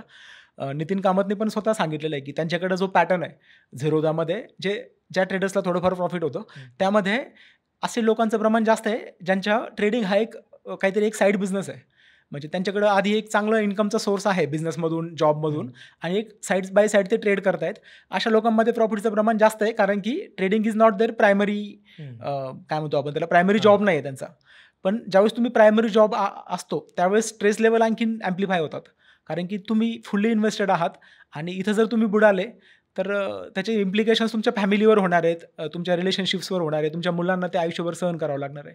तर हे खूप माझं असं मत आहे, आणि ते अभ्यासातूनच आलेलं आहे की असं करू नका. म्हणजे की नोकऱ्या वगैरे सोडू नका. पूर्ण वेळ ट्रेडिंग करण्यासाठी जॉब सोडणं हा एक करिअरच्या दृष्टीनं खूप रिस्की गोष्ट आहे. तर सेबीच्या रिपोर्टमध्ये पण हे मेन्शन केलेलं आहे की जॉब सोडणाऱ्यांचं प्रमाण एक, म्हणजे सेबीने काहीतरी त्याचे नंबर्स दिलेले आहेत, ते तुम्ही रेफर करू शकता. आणि नंतर पुन्हा 2 वर्षानंतर रिग्रेट करणाऱ्यांचं प्रमाण पण खूप आहे की मी हे काय करून बसलो, आणि पुन्हा जॉब शोधता येते. आणि आता सध्याचं जॉब मार्केट हे हायपर कॉम्पिटिटिव्ह झालेलं आहे. त्या लोकांचे जॉब्स थ्रेटन्ड आहेत. तर फर्स्ट थिंग की रिटर्न्सची गॅरंटी कुणीही देऊ नये, कुणीही देणार नाही. म्हणजे भारतातले जे सेन्सिबल फंड मॅनेजर्स आहेत, राजीव ठक्कर असतील, यस नरेन असतील, आणखीन जे आहेत मोठे मोठे लोक, त्यांचे पण तुम्ही म्हणजे ते पब्लिकली अवेलेबल त्यांचे टॉक्स आहेत, ते सुद्धा कधी म्हणणार नाही असं की मी माझ्या फंडमध्ये तुम्ही इन्व्हेस्ट करा, मी तुम्हाला 14% देतो. म्हणजे फर्स्ट रेड फ्लॅग येतो की कुणी जर तसं सांगायचा प्रयत्न करत असेल तर फर्स्ट म्हणजे तुम्ही त्याला आउटराईट डिनाय करा की नका त्याच्यामध्ये पडू. आणि टेलिग्राम चॅनल्स, व्हॉट्सअप ग्रुपचं जर बघितलं तर मोस्टली काय असतं की त्यांचेच लोक असतात त्याच्यामध्ये. तुम्हाला ते कुठल्या तरी ग्रुपमध्ये ॲड करतात, त्या ग्रुपमध्ये 100 लोक आहेत, त्याच्यातले 80 लोक त्यांचेच आहेत, आणि तेच काहीतरी सक्सेसफुल ट्रेडचा स्क्रीनशॉट टाकतायत, तेच तुम्हाला आणखीन ट्रॅप करता येते. आणि तुम्हाला असं वाटतं की अरे ह्या ग्रुपमध्ये तर सगळ्यांनाच प्रॉफिट होऊ राहिलं, आणि मग तुम्ही आणखीन कन्व्हिन्स व्हायला लागतात. आणि याचे खूप वाईट पद्धतीचे रिपोर्ट्स मी वाचलेले आहेत. म्हणजे एक प्रोफेसर होते फिजिक्सचे, जॉब केला, आयुष्यभर नोकरी केली, रिटायर झाले, 2-3 करोड रुपयांचं सेव्हिंग होतं, लाईफ सेव्हिंग, म्हणजे चांगलं अर्निंग होतं, 2-3 कोटींचं सेव्हिंग होतं. ते चांगल्या फंड मॅनेजरकडे त्यांनी इन्व्हेस्टेड होतं. सेन्सिबली त्यांना 12-14% त्याच्यावर CAGR मिळत होता. 12% 2 कोटींवर जरी म्हटलं तरी ते 24 लाख 25 लाख रुपये पर ॲनम ते तिथून कमवत होते. पण त्यांना ग्रीड तयार झाली. त्यांना वाटलं की आपण आणखीन जास्त कमवू शकतो. कोणीतरी टेलिग्राम चॅनलमध्ये त्यांना ॲड केलं, आणि तिथून ते त्यांना दिसायला लागले की याला तर 50% फायदा होतोय, त्याला तर 17% होतोय. जिमी सायमन्सला 17% होत होता, जे लिजंड आहेत. म्हणजे ते आज त्यांचे आता त्याच्यावर मोठे मोठे पुस्तकं लिहित आहेत लोक, ते स्टडी करतायत की काय करत होते ते. इथं तुमच्या कुठलाही रँडम टेलिग्राम चॅनल, म्हणजे असं आता मला म्हणजे ठीक आहे, म्हणजे तर त्यांना असं वाटत होतं की मला पण ते रिटर्न्स मिळतील. ते तिथं गेले, प्रत्येकजण 50%, 80%चं प्रॉफिटचं ते स्क्रीनशॉट टाकत होता, मला पण फायदा झाला. यांनी आपले हे 3 कोटी रुपये जे इन्व्हेस्टेड होते ते काढून त्याच्यातले 2.5 का 3 बरेचसे मेजर पैसा तिकडे टाकला, त्या माणसाकडे टाकला. बरं, ह्या स्कॅम्स इतके सॉफिस्टिकेटेड आहेत की ते जे टेलिग्राम म्हणजे हे जे चालवतात ते स्वतःच ब्रोकर आहेत, आणि त्यांचे ते ब्रोकरेजमधून पण ते पैसे कमवत आहेत. मी जे सांगतोय की प्रत्येक ट्रेड मागं ब्रोकरेज मिळतो, तर त्यांचं स्वतःचंच ब्रोकरेज अकाउंट आहे, त्यांच्या थ्रूच तुम्हाला करायचं आहे. काहीतरी असे सॉफिस्टिकेटेड आहे की त्यांचं ब्रोकरेज अकाउंट पण नाही आहे, त्यांनी एक डमी सॉफ्टवेअर बनवून ठेवलेलं आहे. त्याच्यामध्ये तुम्ही लोक कोटी कोटी रुपये टाकतायत त्यांच्या सॉफ्टवेअर, म्हणजे ते ब्रोकरेज अकाउंटच नाही आहे, आणि ते तुम्हाला एक चुकीचं प्रॉफिट पण दाखवतायत.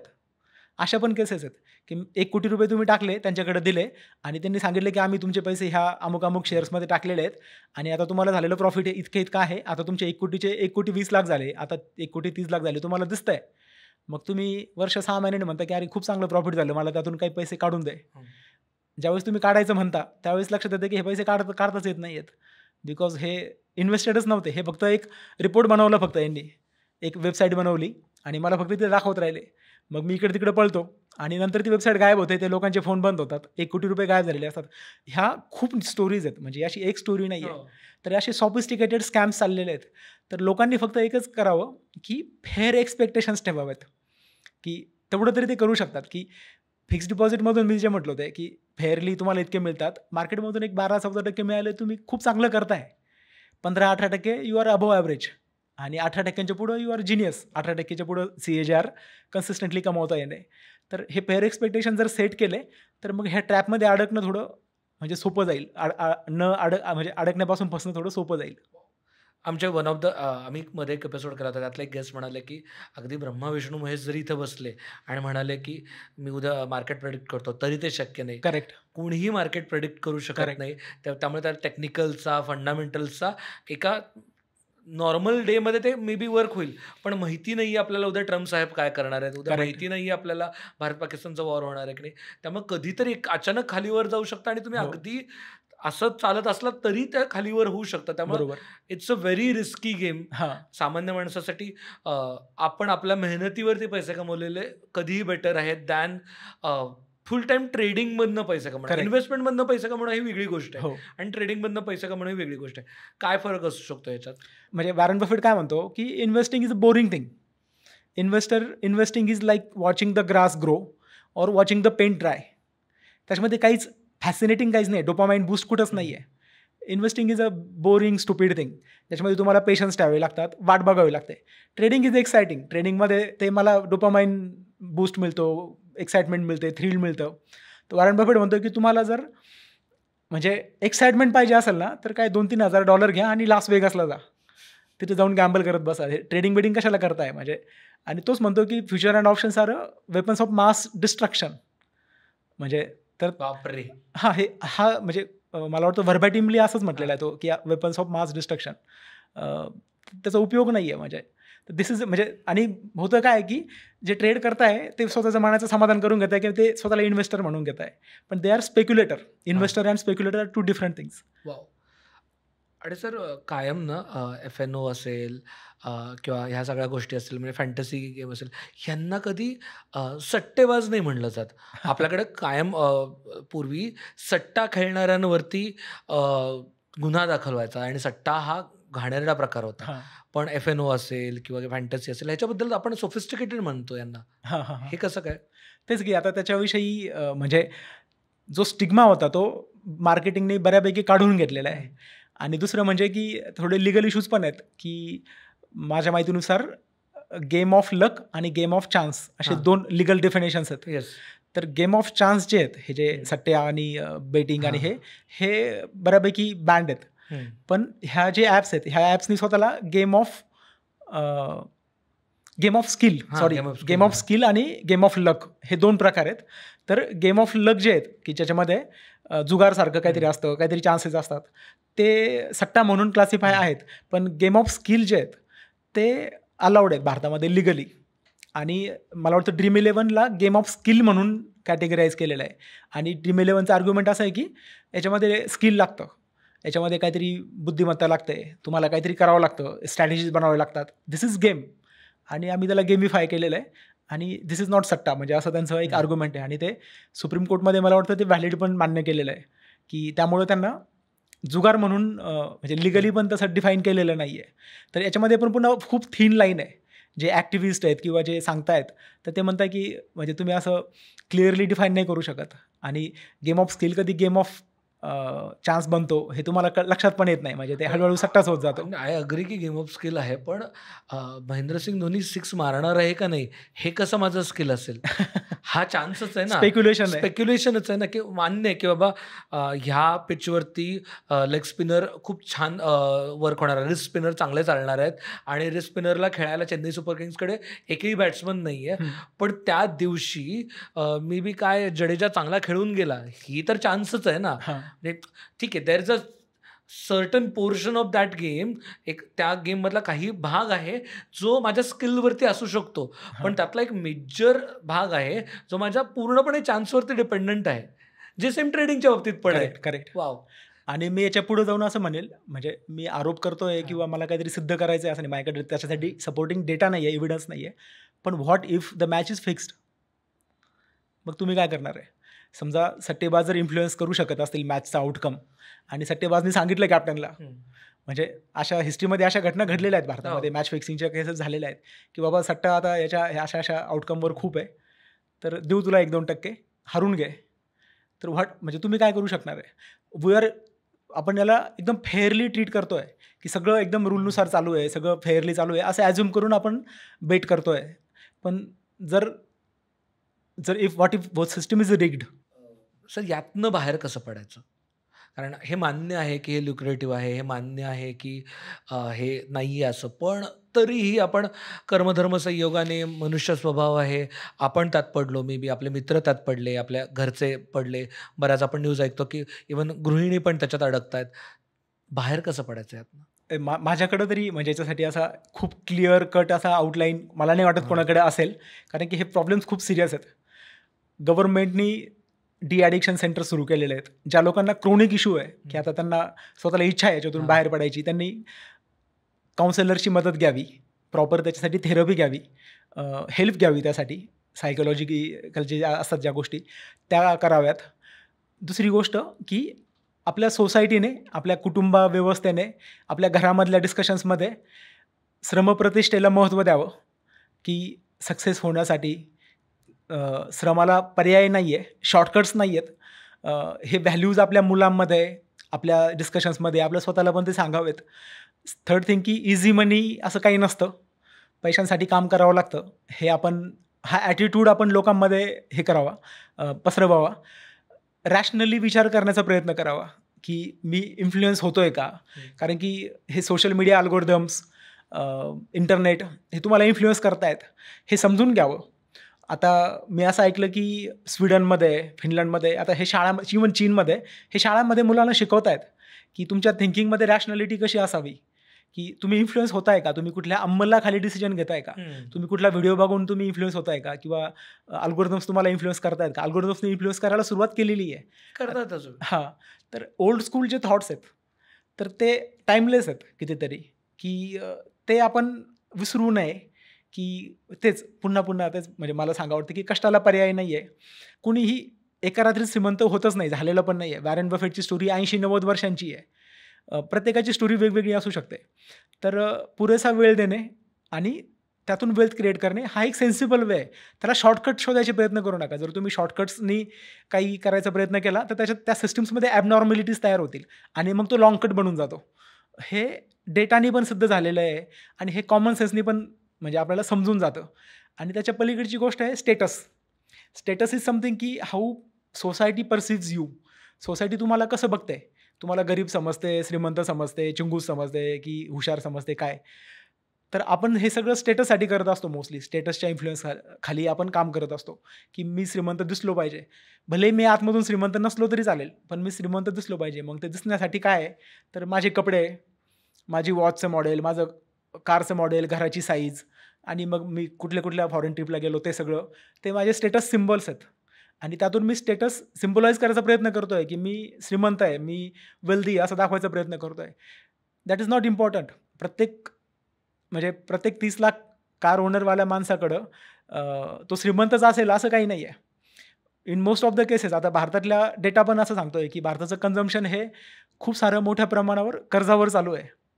खूप लोक डेली इसेन्शियलसाठी पण कर्ज काढतायत, कार वगैरे, किंवा मॅक्सिमम आयफोन ओनर्स हे EMI बेस्ड आहे. EMI बेस्ड आहे. इव्हन आयफोन सारखी करेक्ट गोष्ट. म्हणजे तर iPhone एखाद्या व्यक्तीकडे आहे, दॅट डज नॉट मीन की तो श्रीमंत आहे. इट इज मोस्टली असा याचा अर्थ होऊ शकतो की तो कर्जबाजारी आहे. म्हणजे मला असं iPhone ओनर्सला हे नाही करायचं, माझ्याकडे नाही आहे म्हणून ठीक आहे. पण असे अर्थ होऊ शकतात त्याचे, म्हणजे जर डेटा जर नीट बघितला तर राईट. तर स्टेटसला कमीत कमी महत्त्व द्या, काय फरक नाही पडत. दिसण्यापेक्षा असणं महत्त्वाचं आहे, राईट. जेव्हा म्हणजे मला काही फरक पडत नाही आहे, मी कोणाशी कंपेअर करत नाही आहे. मला आता मी एनव्हीनी पण माझे डिसिजन्स ड्रिव्हन नाही आहे. त्यावेळेस ॲसेट बिल्ड करणं जास्त सोपं होत जातं, राईट. मी ॲसेट बिल्ड करून कर्ज का बिल्ड करतो?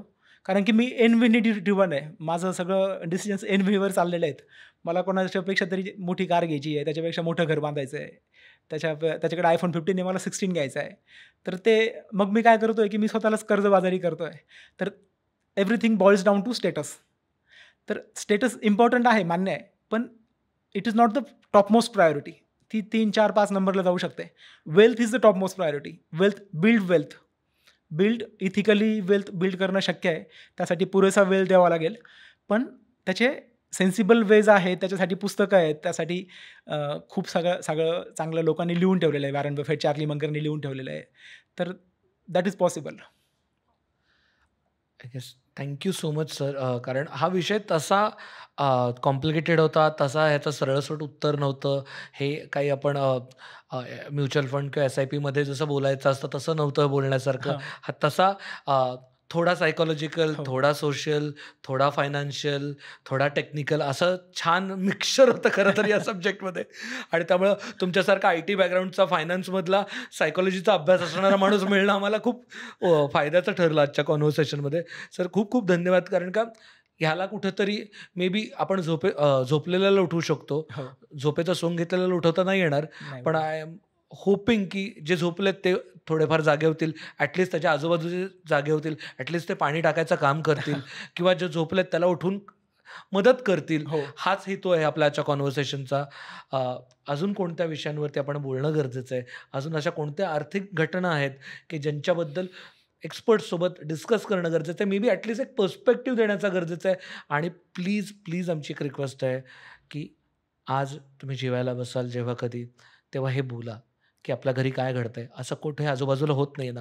ऑफिसमध्ये असाल तर मित्रांमध्ये बोला.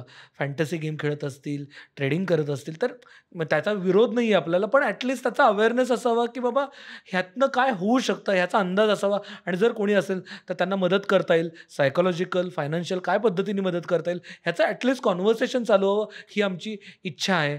धन्यवाद. लोभ असावा.